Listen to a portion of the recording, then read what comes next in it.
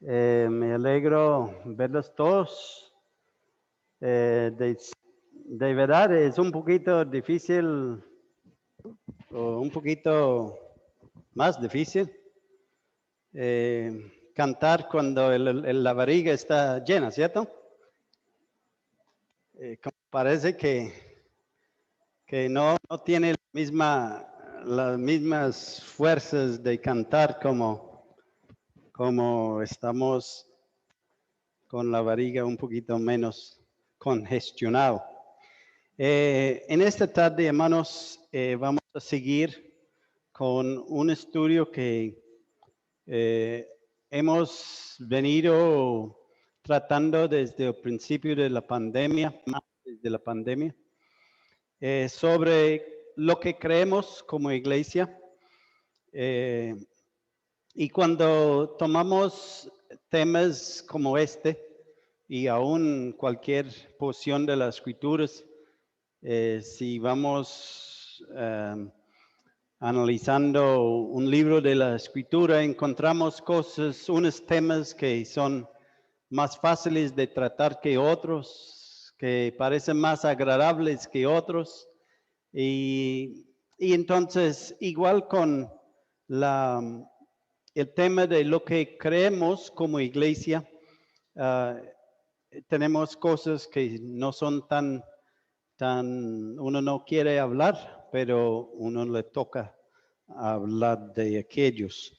En esta mañana vamos a tocar el tema de la disciplina en la iglesia local.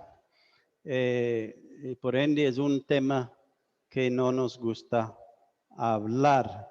Pero antes de hacer eso, vamos a hacer un repaso de los últimos dos estudios que hicimos sobre la venida de Cristo y el juicio final. Decimos que creemos que Jesucristo volverá personalmente por su iglesia, incluyendo vivos y muertos. Y tenemos esto en 1 Tesalonicenses capítulo 4, versículos 13 a 18. También creemos que los creyentes y no creyentes son resucitados corporalmente a su debido orden. Los creyentes para eterna bendición y los incrédulos delante del trono blanco y a continuación a juicio eterno. Eso es lo que la escritura nos enseña, que hay una resurrección corporal de toda persona, no solamente los creyentes, sino los que no han creído en Cristo. Un día tienen que presentarse delante de Dios vivo, no como Salvador, no como uno ofreciéndole el perdón de sus pecados, sino como el que va a juzgar los pecados de ellos.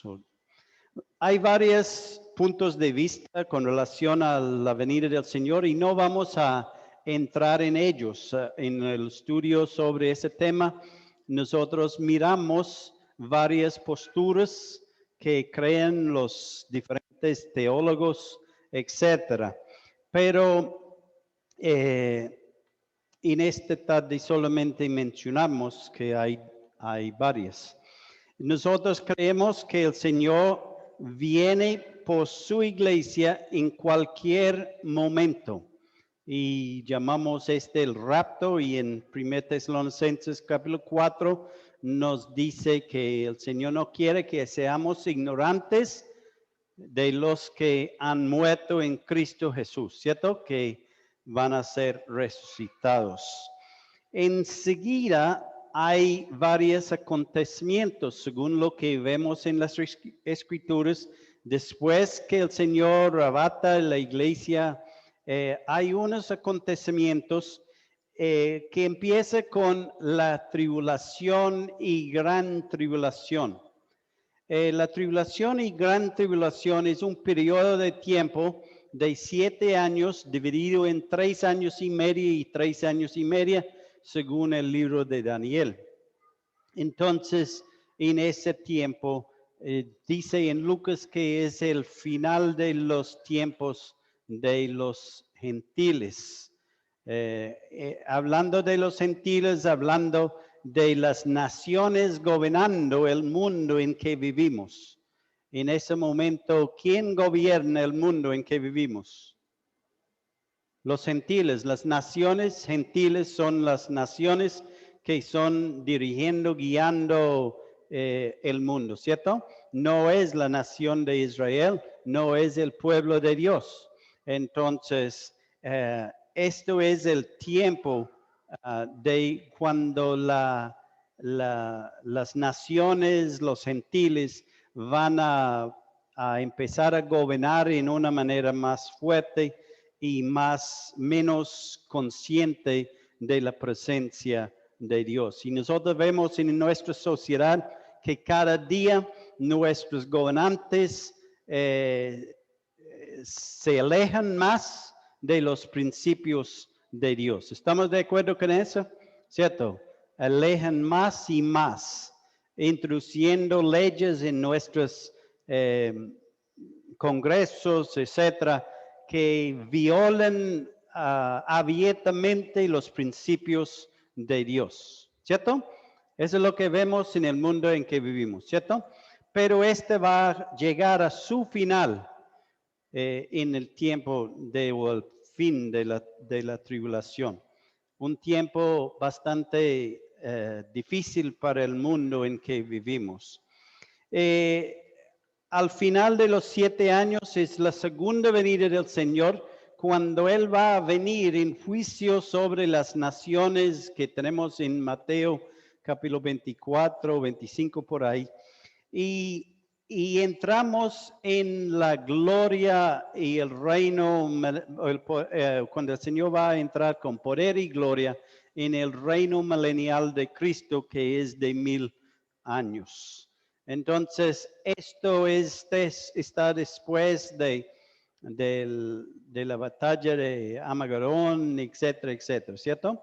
Entonces, enseguida de esto, después de 1000 años, cuando el Señor suelta de nuevo a Satanás, que está atado durante estos 1000 años, y el Señor vuelve a juzgar, a tomar control, y tenemos el gran trono blanco cuando los muertos están grandes y pequeños, están resucitados para estar delante de Dios, para ser juzgados por sus obras, y enseguida de esto hay cielo nuevo y tierra nueva, ¿cierto? Y la eternidad, por ende, en realidad empieza, ¿cierto?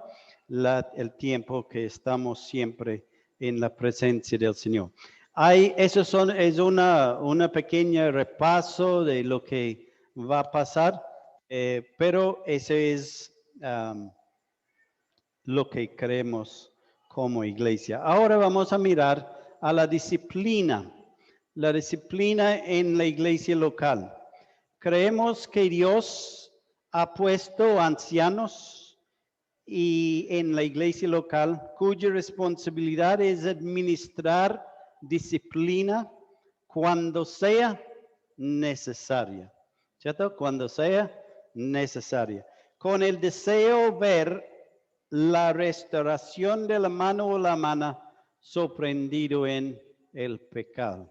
¿Cierto? Eso es el tema de hoy. Y vamos a leer unas porciones de la escritura, pero vamos a orar primero. Padre, en esta tarde venimos a tu presencia dándote gracias de nuevo por el privilegio que hemos tenido de recordar a nuestro Señor Jesucristo en su muerte, su sepultura y resurrección. Y Padre, gracias porque hoy podamos reunirnos de nuevo presencialmente, la mayoría de la iglesia. Y Padre, gracias porque podemos tener esa comunión entre hermanos que en muchas partes todavía no lo pueden tener, Pero Padre, estamos agradecidos contigo por esta tu bendición en nuestras vidas. Gracias te damos pidiendo la dirección de tu Espíritu Santo en el nombre precioso de nuestro Señor Jesucristo. Amén. Vamos a abrir nuestras Biblias primeramente en Gálatas capítulo 6 y versículo 1. Y tenemos varias porciones de la Escritura para leer. Dice Gálatas capítulo 6, versículo 1. Hermanos, si alguno fuera sorprendido en alguna falta, vosotros que sois espirituales, restauradle con espíritu de mansedumbre, considerándote a ti mismo, no sea que tú también seas tentado. Ahora en 1 Corintios capítulo 5, y vamos a leer todo ese capítulo. Dice, versículo 1, de cierto se oye que hay entre vosotros fornicación. Pablo no está hablando con unas personas de la calle, está hablando de unos creyentes, está hablando a una iglesia local en la ciudad de Corinto en el principio de los siglos, en el primer siglo, después del nacimiento de Jesús. Entonces él dice que hay entre ellos fornicación, y tal fornicación cual ni aún se nombra entre los gentiles, tanto que alguno tiene la mujer de su padre. Entonces es algo bastante feo. Y dice, y vosotros estáis envanecidos, no debierais más bien haberos lamentado para que fuese quitado de en medio de vosotros el que cometió tal acción. Ciertamente yo, como ausente en cuerpo, pero presente en espíritu, ya como presente ha juzgado al que tal cosa ha hecho. En el nombre de nuestro Señor Jesucristo, reunidos vosotros en mi espíritu y con el poder de nuestro Señor Jesucristo, el tal sea entregado a Satanás para destrucción de la carne, a fin de que el espíritu sea salvo en el día del Señor Jesús. No es buena vuestra jactancia. ¿No sabéis que un poco de levadura toda la masa? Limpiaos pues de la vieja levadura, para que seáis nueva masa, sin levadura como sois. Porque nuestra Pascua, que es Cristo, ya fue sacrificada por vosotros. Así que celebremos la fiesta no con la vieja levadura, ni con la levadura de maldición y de maldad, sino con panes sin levadura de sinceridad y verdad. Os ha escrito, por carta, que no os juntéis con los fornicarios, no absolutamente con los fornicarios de este mundo, o con los ávaros, o con los ladrones, o con los idólatras, pero pues en tal caso os será necesario salir del mundo. Más bien os escribí que no os juntéis con ninguno que, ¿cómo se llama? Hermano, llamándose hermano, fuere fornicario o avaro o idólatra o maldiciente o borracho o ladrón, con el tal ni aún, ¿qué dice? Comáis. Está drástico, ¿cierto? Porque ¿qué razón tendría yo para juzgar a los que están fuera? ¿No juzgáis vosotros a los que están dentro? ¿Dentro de qué? De la iglesia, está hablando de dentro de la iglesia. Porque a los que están fuera, Dios juzgará. Quitad pues a ese perverso de entre vosotros. Ahora vamos a 2 Tesalonicenses, capítulo 3 y versículo 6. Y dice, pero os ordenamos, hermanos, en el nombre de nuestro Señor Jesucristo, que os apartéis de todo hermano que ande desordenadamente y no según la enseñanza que recibisteis de nosotros, porque vosotros mismos sabéis de qué manera debéis imitarnos, pues nosotros no anduvimos desordenadamente entre vosotros, ni comimos de balde el pan de nadie, sino que trabajamos con afán y fatiga día y noche para no ser gravosos a ninguno de vosotros. Y 1 Timoteo capítulo 6, versículo 3 y 4 dice, y 5, dice, si alguno enseña otra cosa y no se conforma a las sanas palabras de nuestro Señor Jesucristo y a la doctrina que es conforme a la piedad, está envanecido, nada sabe y delira acerca de cuestiones y contiendas de palabras, de las cuales nacen envidias, pleitos, blasfemias, malos sospechos, disputas necias de hombres corruptos de entendimiento y privados de la verdad, que toman la piedad como fuente de ganancia. Apártate de los tales. Y ahora, para terminar la lectura, Romanos capítulo 16 y versículo 17, nos dice, mas os ruego, hermanos, que os fijéis a los que causan divisiones y tropiezos en contra de la doctrina que vosotros habéis aprendido y que os apartéis de ellos. Bueno, como hemos dicho, la palabra disciplina no es una palabra no muy agradable, ¿cierto? Cuando pensamos de inmediato de la palabra disciplina. Disciplina no es todo negativo, como a veces podemos creer. No es únicamente castigar. Tristemente, este es el concepto, la imagen que muchas veces tenemos, ¿cierto? Que es uno de castigar. Disciplina sí tiene un significado de disciplinaria. La acción de efectuar un castigo.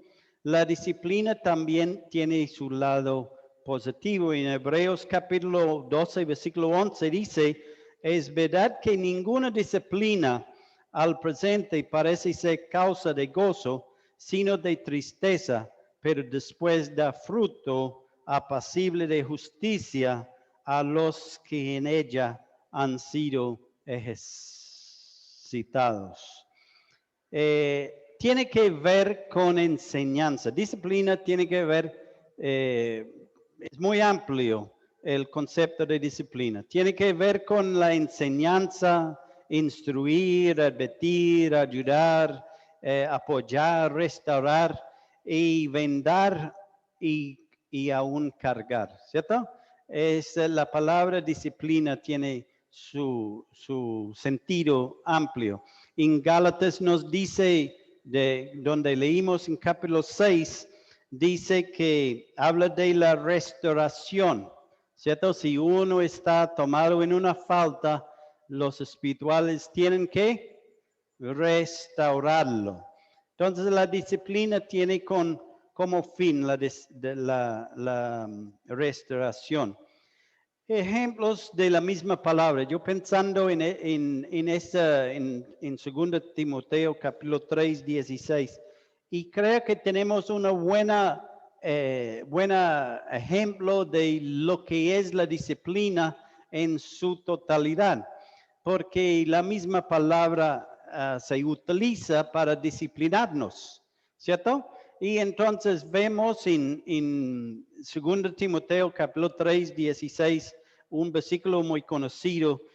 Toda la escritura es inspirada por Dios y útil para enseñar, para redarguir, para corregir y para instruir en justicia, a fin de que el hombre de Dios sea perfecto, enteramente preparado para toda buena obra.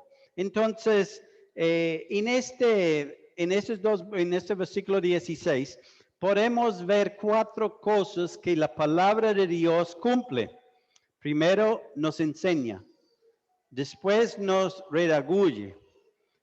Nos corrige y nos instruye. ¿Cierto? Esas 4 cosas que hace la palabra de Dios. Y esas 4 cosas son parte de la disciplina.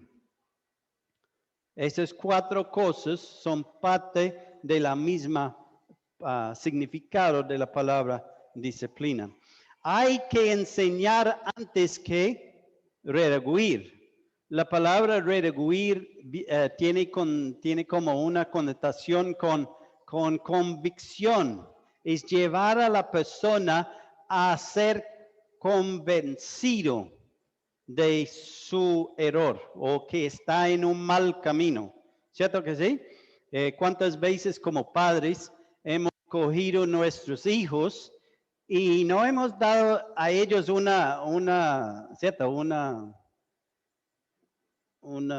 castigo, una pela ¿cierto? No, solamente hemos llamado la atención a ellos, ¿cierto? Eso es lo que hemos hecho. Llamado la atención a ellos por sus conductas. Hay que redarguir antes de corregir. Y esa es una de las cosas, y ustedes saben que cuando yo hablo a los padres, siempre enfaticen eso, hermanos, que los padres no pueden disciplinar a sus hijos por una cosa que nunca les había enseñado. ¿Cierto? Y eso es lo que la escritura hace con nosotros. Nos enseña, después nos redarguye, nos advierte, nos muestra que, oiga, usted no está cumpliendo con eso, ¿cierto? Es una advertencia, una amonestación.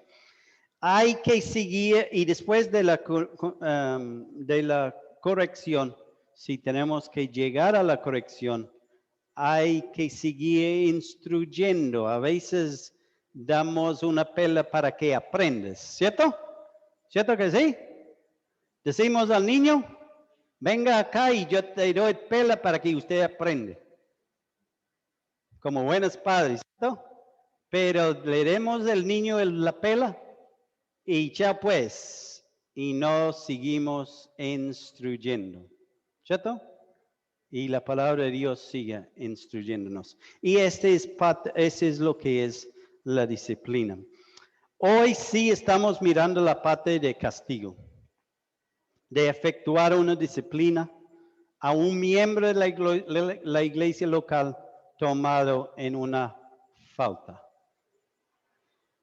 Cualquier disciplina debe tener como fin la restauración de la persona, la implicada, la persona que está en el pecado. Siempre debemos tener esto en debe ser el norte de cualquier disciplina. Si yo voy a disciplinar o voy a llamar la atención a un hermano porque yo quiero darle la patada, entonces, hermanos, estamos equivocados. Estamos actuando mal conforme ¿cierto? Al plan de Dios. Siempre debe ser el deseo nuestro, aunque la mano es una mano cansón, ¿cierto? No hay ninguno aquí así, ¿cierto? No hay manos cansones aquí que siempre están molestando, siempre están, pero gracias al Señor no tenemos acá. Pero a veces cuando hay hermanos ahí, nosotros queremos, ¿cierto? Echarlos, queremos que no están. La disciplina no puede ser agradable en el momento. Es una de las cosas que Muchas veces cuando viene la disciplina, nos duele, ¿cierto? ¿Cierto que sí? De pronto sentimos vergüenza, sentimos como... Y en vez de enfrentar, y esa es una de las cosas que hemos notado en la iglesia durante los años, es muchas veces cuando una mano se está tomado en un pecado, está sorprendido en un pecado, en vez de enfrentar la situación, ¿qué hace él? Se desaparece de la faz de la tierra, ¿cierto? Él se va. Oiga, la mano fulana, ¿dónde está? Y no está por ningún lado. Y uno le llame, oiga, hermano, sí, estoy bien, hermano, estoy y hablando maravillas.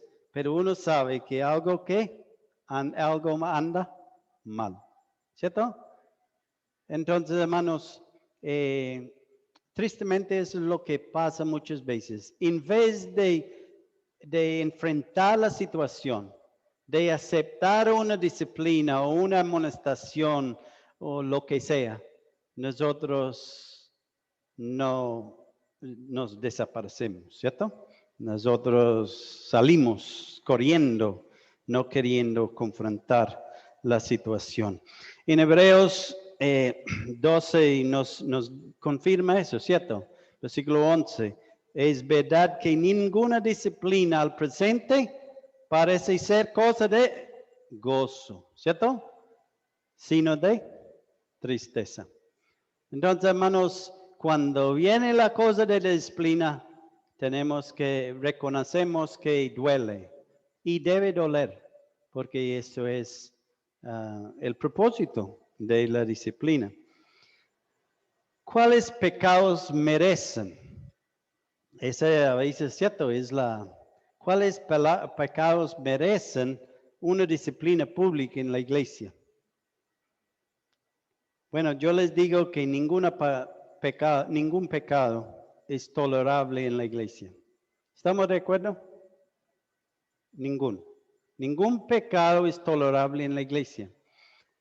La persistencia en el pecado y el daño que hace al testimonio de la iglesia y aún de la persona son factores de consideración. Y tenemos en 1 Timoteo capítulo 5 y versículo 20, nos dice, los que persisten en pecar, repréndelos ante de todos para que los demás también temen. Entonces, hablando de las personas que persisten en el pecado, ningún pecado es tolerable, pero cuando hay una persistencia en un pecado, es evidente que tenemos que tomar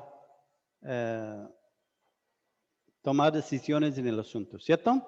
Entonces, no estamos diciendo que por cualquier cosita o pecado, ¿cierto? Que hace uno y nosotros sabemos que cuántas veces pecamos en el día, ¿cierto? Nos da vergüenza decir, ¿cierto? En pensamiento, etcétera.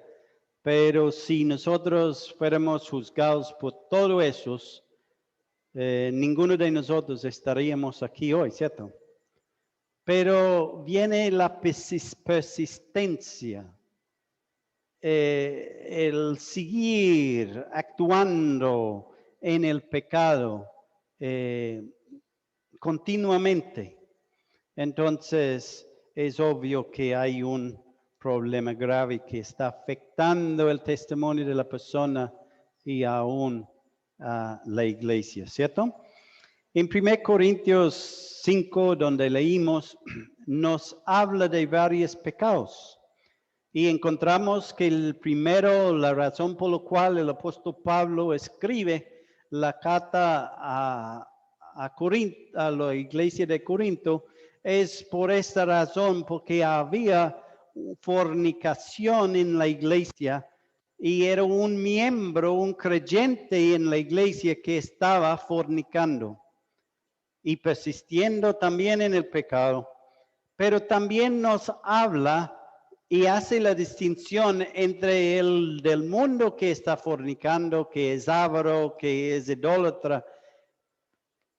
Hace la distinción entre ellos y entre el creyente, ¿cierto? Estamos hablando del creyente en la iglesia local, donde no debemos tener esas cosas, pero desafortunadamente el pecado levanta su cabeza, ¿cierto?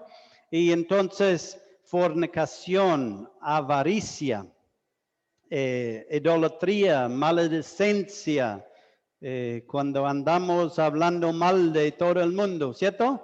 Cuando hablamos de otros hermanos, nadie aquí hace eso, ¿cierto? Estamos como bendecidos por el Señor porque nadie habla mal de nadie, ¿cierto? Espero que fuera así, ¿cierto? La borrachería, ser borracho, anda tomando, el robo. El apóstol llama todo eso a la luz, dice que esas cosas no deben estar entre nosotros. Y en 2 Tesalonicenses capítulo 3 leímos de los que andan desordenadamente. Y en el contexto vemos que son personas que están perezosos, ¿cierto? No quieren trabajar, están andando, apareciendo en la casa de otros para comer a la hora del almuerzo, ¿cierto? Eso es la persona que no quiere trabajar, anda desordenadamente, entre otras cosas, ¿cierto? En 1 Timoteo capítulo 6, leímos de las personas que enseñan falsas enseñanzas y doctrinas. Y recuerden que esa es la razón por la cual estamos haciendo esta serie de estudios sobre lo que creemos, porque hay hermanos, hay personas que andan tratando de enseñar doctrinas que no son. Entonces nos habla de personas que enseñan falsas enseñanzas. Y también en capítulo 16 de Romanos encontramos hermanos que causan división. Entonces su motivación es dividir, es llevar un grupo de personas atrás de ellos, ¿cierto? Y esta pasa desafortunadamente en la iglesia local y ha pasado desde el principio de los tiempos y sigue pasando hoy. Algunas personas preguntan por qué hay tantas iglesias en el mundo. Algunos dicen que hay más sectas que insectos, ¿cierto? Entonces es por eso, porque hay personas que quieren hacer divisiones. ¿Cuál es el patrón bíblico para la aplicación de la disciplina correctiva en la iglesia local? Hermanos, no hay un patrón único que puedo decir que esto es ¿cierto? Hay que tener, nos dice en Romanos 16 y versículo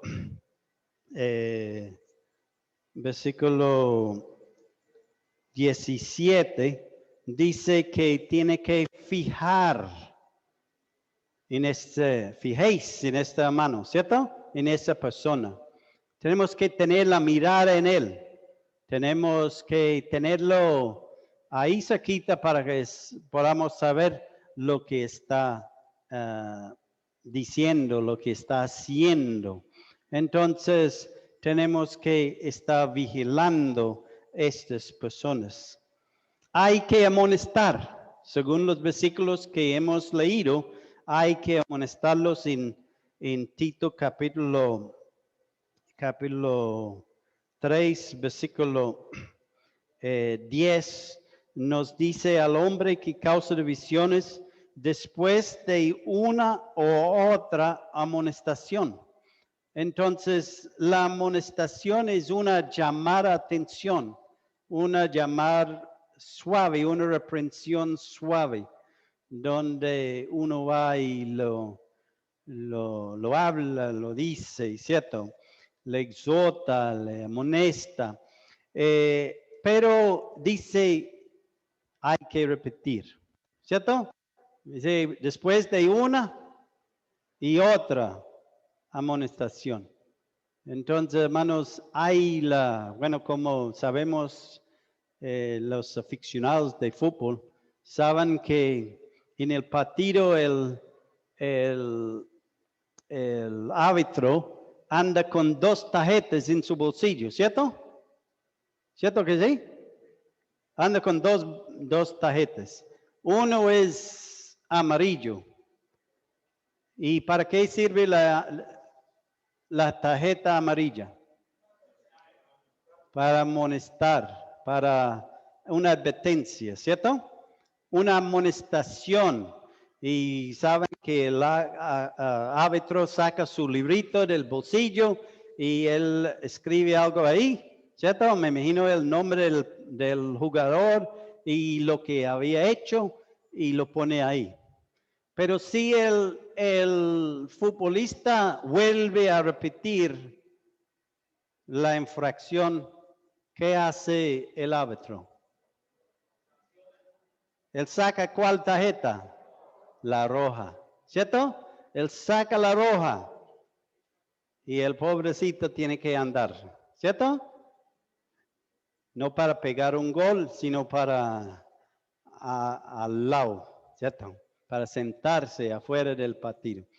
Eso es en realidad la amonestación y la repetición de la amonestación, ¿cierto? Pero no es para siempre. Algunas personas creen que tenemos que amonestarlos todos los días con la misma amonestación y sigue tomándolo hasta que el Señor venga, ¿cierto? Pero esa no es la idea y eso no es lo que la Escritura nos dice. Y nos dice en el mismo versículo, dice, después de una a otra amonestación, ¿qué debemos hacer? Deséchelo. Ese es como algo fuerte, ¿cierto? Deséchelo. Si hay persistencia en el pecado, si no quiere recibir la amonestación, entonces viene el momento de una disciplina y puede ser de varios grados, ¿cierto? ¿De qué se trata la disciplina correctiva? Como hemos leído ahora, deséchelo, ¿cierto? Es una cosa cuando la persona no quiere someterse y afuera. En capítulo 16 de Romanos nos dice que tenemos que apartarnos de la persona. En 1 Timoteo capítulo 6, versículo 5 nos dice lo mismo.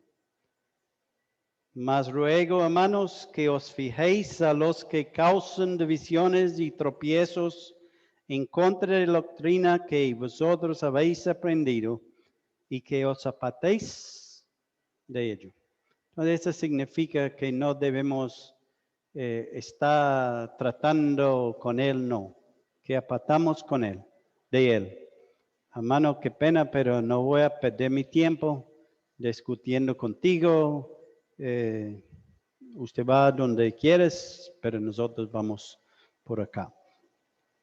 1 Corintios 5, 2, 5, 11 y 13, el capítulo que leímos, nos dice el apóstol Pablo de esta persona que estaba en fornicación, de tal manera que no era nombrado, aceptado entre los gentiles, los inconversos. Dice, quítalo de en medio de nosotros. Ahí viene el tiempo cuando es necesario de pedir a la persona no volver aquí está con nosotros. Ese es duro, ¿cierto? Ese es como fuerte. Pero hermanos, tenemos que proteger el rebaño. Y cuando una mano no quiere someterse, llega a ese punto donde tenemos que decir, hermano, aquí está la puerta, bienvenido, puede salir. Y dice el apóstol Pablo, entregarlo a Satanás. Nosotros hemos tratado de hacerlo todo lo posible con él, pero él no quiere.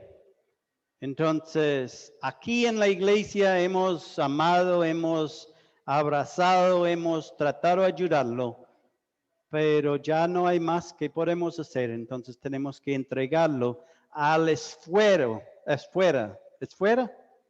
de Satanás.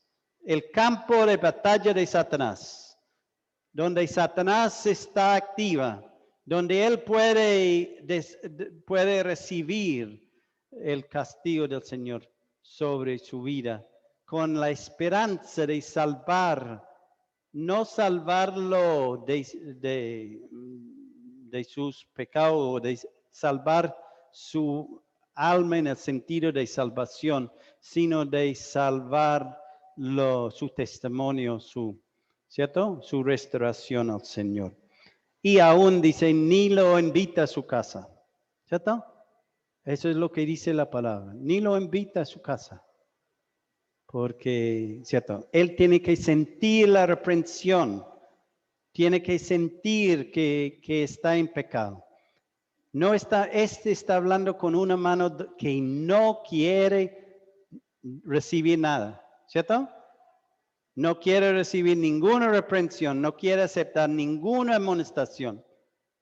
Es una persona cerrada que no acepta nada. Y esa está hablando de él. No el que está ahí como uno como amonestándolo, ¿cierto? Es como la tarjeta roja, ¿cierto? Del árbitro.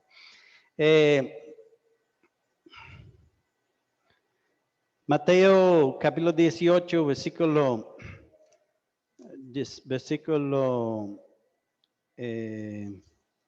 15, nos habla de la mano que peca contra uno. Eso es algo personal, pero también involucra a la iglesia. Uno va y habla con él no quiere aceptar y invita a otro para hablar con él y tampoco quiere aceptar. Y entonces dice, después tráelo a los ancianos, a la iglesia dice. Y si no quiere aceptar, nos dice, tenle por gentil y publicano. Gentil es un inconverso, según, ¿cierto? Está hablando de uno que no es del pueblo de Dios, un gentil. Hablando con judíos tenían odio de los gentiles y viceversa. Pero tenerlo como un inconverso, una persona que no conoce a Cristo, y también nos dice como publicano. ¿Y publicano qué era un publicano? Un cobrador de impuestos, pero era un cobrador de impuestos, pero había otra característica de él. Él era judío. Él era judío trabajando por el gobierno romano, cobrando sus hermanos judíos impuestos para el gobierno romano, ¿cierto? Ese es un publicano. Y nadie le gusta mucho los contadores públicos, ¿cierto? ¿Cierto? Cuando ellos como hacen su declaración de renta y le dicen a uno que tiene que pagar tanto en impuestos y uno con el bolsillo pelado y uno de ¿qué pago? ¿Cierto? Y no nos gusta. Y menos cuando es la Adrián que llega a la puerta y con una citación, ¿cierto? Por haber invadido impuestos. ¿Cierto que sí? Y este era un judío, un publicano, perdón. Y eran odiados por el pueblo de Israel. A metros con este tipo. Entonces, eso es lo que nos está diciendo aquí. Como hemos dicho, siempre con el fin de restaurarlo. Gálatas capítulo 6. Si alguno está sorprendido en una falta, vosotros que espirituales, ¿qué debemos hacer? Restaurarlo, ¿cierto? En 2 Corintios capítulo 5, capítulo 2, perdón, vemos el resto de la historia sobre el hermano que fue tomado en pecado en capítulo 5 de la primera carta. Y en capítulo 2 dice Pablo en versículo 5, pero si alguno me ha causado tristeza, no me la ha causado a mí solo, sino en cierto modo, por no exagerar, a todos vosotros. Le basta a tal persona esta reprensión hecha por muchos.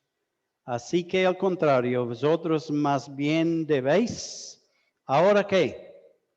Perdonarle y consolarle para que no sea consumido de demasiada tristeza, por lo cual os ruego que confirméis el amor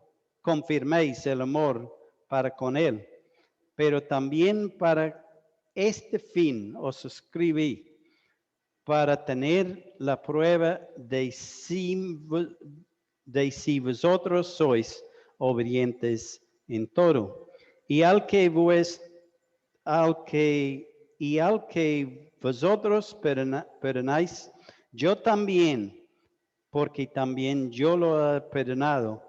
Si algo he perdonado, por vosotros lo he hecho en presencia de Cristo, para que Satanás no gane ventaja alguna sobre nosotros, pues no ignoréis sus maquinaciones. Entonces aquí tenemos el apóstol Pablo exhortándonos en el caso de un hermano que ha arrepentido, que debemos recibirlo, ¿cierto? No debemos estar encima de él toda la vida. Debemos recibirlo. Y en Santiago 5 y versículo 20 dice, sepa que el que haga volver al pecador del error de su camino, salvará de muerte un alma y cubrirá una multitud de pecados. ¿Qué debe hacer nosotros para evitar disciplina? ¿Qué debemos hacer nosotros en la iglesia para evitar disciplina? ¿Hay una manera de advertir la disciplina? Cuando los niños están chiquiticos, ¿cierto? Ellos corren, ¿cierto? Los niños nuestros sabían que no era buena idea correr, porque el papá podía correr más. Y ese era peor al final, ¿cierto? ¿Qué debemos hacer? No debemos correr. Lo que debemos hacer es constantemente examinándonos, ¿cierto? En 1 Corintios capítulo 11 nos exhorta que antes que nosotros reunimos para celebrar la cena del Señor, de tomar el pan y el vino, debemos examinémonos, dice la Escritura. Nos examinásemos a nosotros mismos. Y si nos examinamos a nosotros mismos, ¿qué va a pasar? El versículo nos dice, no seremos juzgados. ¿Cierto? Es sencillo. Si el muchacho en la cancha de fútbol, si él no hace la infracción de la ley, él no va a recibir ninguna reprensión del árbitro, ¿cierto? Si usted no pasa por el semáforo en rojo, usted no va a recibir la infracción, ¿cierto? Y eso es igual en la vida cristiana. Debemos estar examinándonos a nosotros mismos. En Hebreos capítulo 12, versículo 1 dice, por tanto, nosotros también, teniendo en derredor nuestra tan grande nube de testigos, ¿qué debemos hacer? Despojémonos de todo peso y del pecado que nos asedia. ¿Qué es el pecado que nos asedia? En realidad es el pecado que nos gusta. ¿Sí? ¿Hay cosas en su vida que le atraen la atención?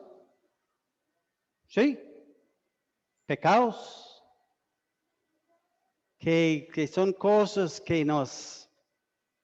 Y cada uno de nosotros es diferente. Las cosas que me atraen a mí, de pronto no son las cosas que atraen a usted. Pero usted sabe cuál es el pecado que siempre está tratando de ganar la victoria en su vida. ¿Cierto? ¿Es verdad o no?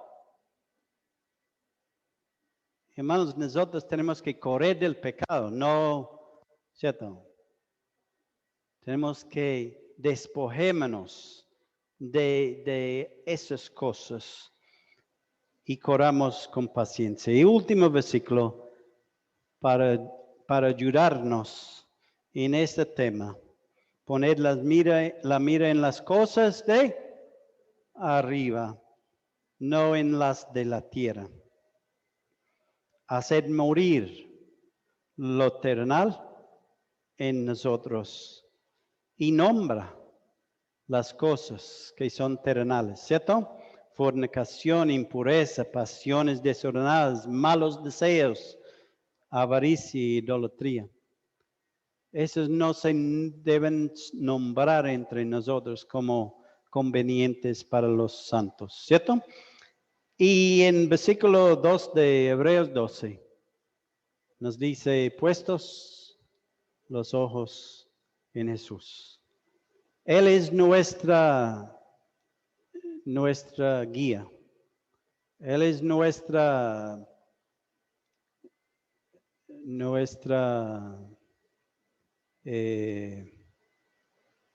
¿cuál es la palabra? ¿Dónde debemos estar mirando? Él es el ejemplo, el modelo nuestro. Tantas veces miramos a los modelos del mundo, ¿cierto? Los futbolistas, los músicos, los actrices. Y queremos ser como ellos. Entonces, porque ellos visten de tal manera, nosotros queremos vestirnos de esta manera. Si ellos cortan el pelo de cierta manera, nosotros queremos cortar el pelo de la misma manera. ¿Es cierto o no? Si ellos tintan el pelo cierto color, queremos tener el mismo color de pelo. Todas esas cosas, cuando debemos estar mirando a Cristo. ¿Cierto? Hermanos, que el Señor nos ayuda para que no tengamos que sufrir la disciplina de la iglesia local. ¿Cierto? No es que nosotros nos gusta hacerlo.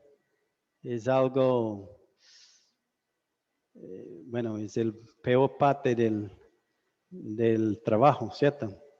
De la obra del Señor. Pero hermanos, podemos evitar esas cosas y que el Señor nos ayude. Padre, en esta tarde, gracias te damos. Tiempo que hemos podido estar juntos en armonía. Y Padre, gracias por tu palabra que es una lámpara a nuestros pies. Padre, nos guía, nos alumbra el camino. Y Padre, queremos encomendarnos ahí pidiendo tu dirección en el resto del día, en la semana, hasta que estamos reunidos de nuevo. Y Padre, queremos que tú nos proteges cada uno de los efectos de esta enfermedad, este virus que está rodeando el mundo. Padre, por las personas que están en los hospitales en este momento, pensamos en Juan Bautista. Te rogamos por él, por doña Celina. Padre, por los que están con gripe en este momento, para que tú estés cuidándoles también a ellos de algo mayor. Y Padre, queremos encomendarnos a ti en el nombre precioso de nuestro Jesucristo. Amén. Hermanos, recordando que a las 6 sí vamos a reunirnos de nuevo para la predicación del Evangelio por la noche. Bienvenidos todos, que el Señor les guarde.